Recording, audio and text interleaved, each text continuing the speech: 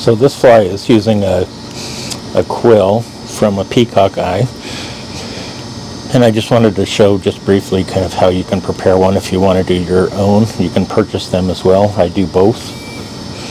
Basically, I'm going to take my quill, and I've got an eraser here.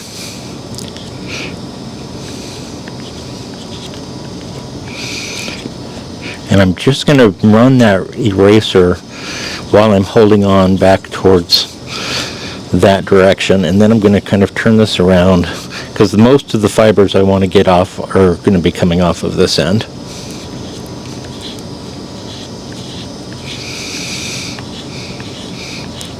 And hopefully that's becoming clear. You can kind of see the mess of tiny little fibers that we're creating here. But that's our intention, so that's good. And so we're left with a nice quill. I'll go ahead and leave this portion on it. And this is going to give me a really nice long quill to tie with that we'll be using in this pattern today. So here we're going to be tying up a really nice soft tackle fly.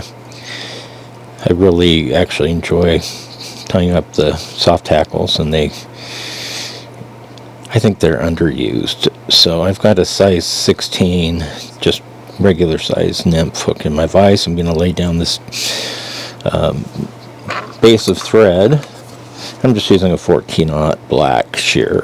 I want to keep the body on this pretty tight and narrow, so I'm going to be kind of careful with how many thread wraps I decide I'm going to take, but we're going to move on back to where I want the abdomen to start, or more or less this fly to start, right about where the barb of the hook would be, which in this case we don't have a barb because I'm using a barbless hook.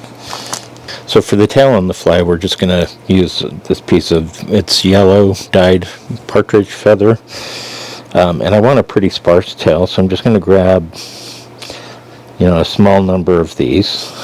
So once I have those fibers, I guess, stripped off, I'm going to go for the length that I want, which is going to be just about the length of the hook, maybe a tiny little bit longer. I'm just going to hold these fibers on top of my hook shank here.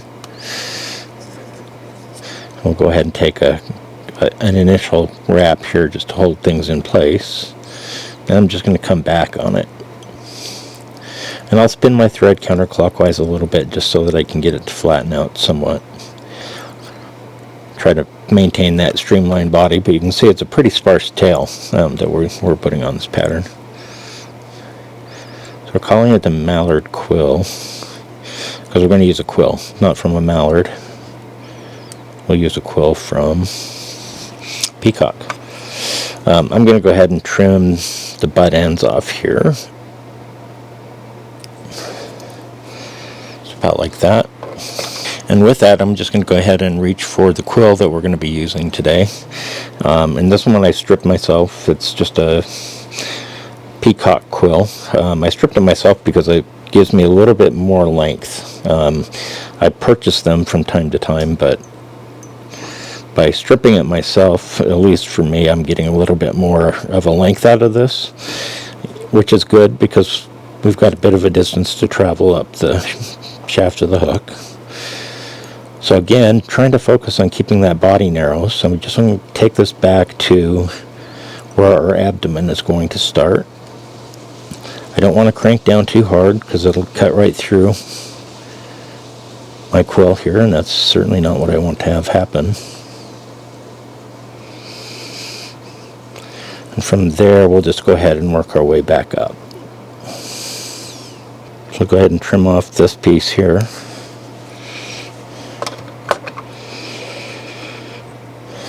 With that, we'll just go ahead and finish laying down the fibers that we cut off. So before I start the quill going up this body, I'm going to actually put a little bit of super glue on here.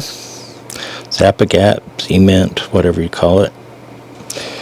Not a ton, but it's just going to help us have that quill stay down where we want it. I'm going to hold it straight up. I want to avoid the hook point. This stuff will break really easily. especially the narrow end, which is what we're tying right at the moment. The quill gets thicker in diameter or in width as we move our way up.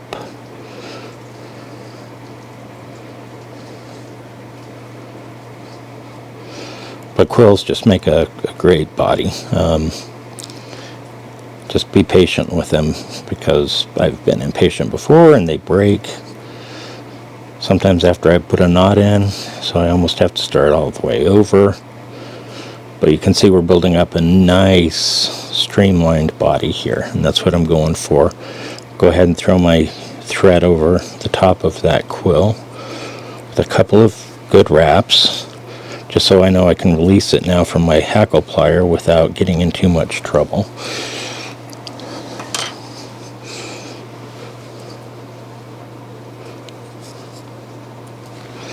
And then I'm just going to come in with my scissors, turn that a little bit sideways so I can see where that quill is tied off, and go ahead and remove that. So my soft hackle I'm going to turn right back to the same color that we did the tail in. This is the Hungarian Partridge. And what I do is I like to get that secure in my hackle pliers like that, and then I can kind of strip these fibers backwards. That will become our soft hackle here. So having those kind of slicked back, I'm actually going to just cut a small triangle here to tie, be my tie-in point. Then I'm going to go ahead and we're going to attach this feather at that tie-in point.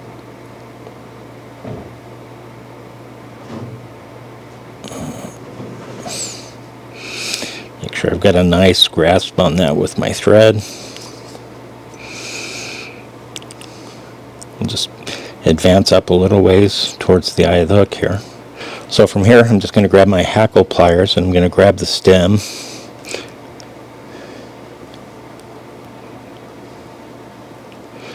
Kind of hold that straight up. I want those fibers to go backwards, so I'm going to try to get them to fold back a little bit as we work on making some turns.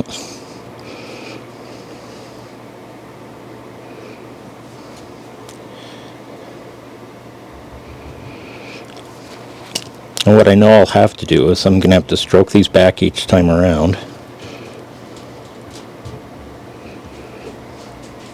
because they will never want to stay pointing backwards.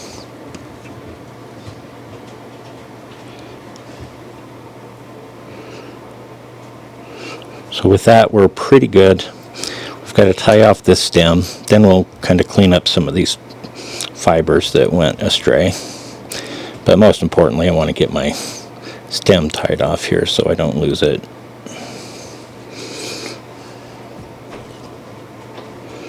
That will allow me to kind of release a hackle plier there. Then I can kind of come in and take a look at where that stem is sticking out. We'll cut that off. And once again, I'll just kind of stroke all of these fibers backwards.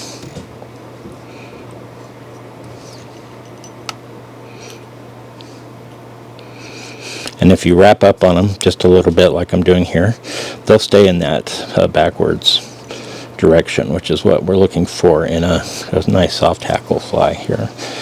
So we're going to put a mallard feather fiber across the top for our wing, and this is dyed olive. It would be just horrible to create a fly or tie a fly that's called the Mallard Quill and not actually have any mallard in it.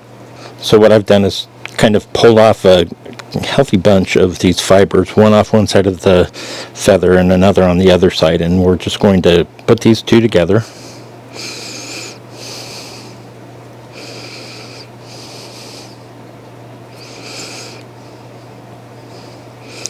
And once I have those together, I'm going to take a measurement. I want this wing to be just beyond the bend of the hook, so it's going to be right about there. I'm going to set that down a little bit so I can get a nice pinch on those.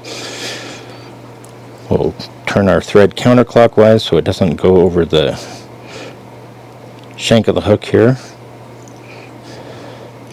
We're just going to take a few wraps and then we'll kind of survey and see how we're looking. And that's what I was looking for. So you've got this wonderful quill underbody, along with this nice soft hackle. So now we're just going to break out our whip finisher, give it a 3 or 4 turn whip finish here.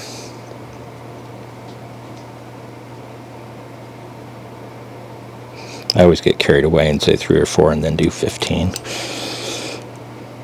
So we've got a nice head there. I'm going to turn my vise sideways, get my thread cutter. So there you go. It's a great soft hackle pattern. Kind of fun to tie. Give it a shot.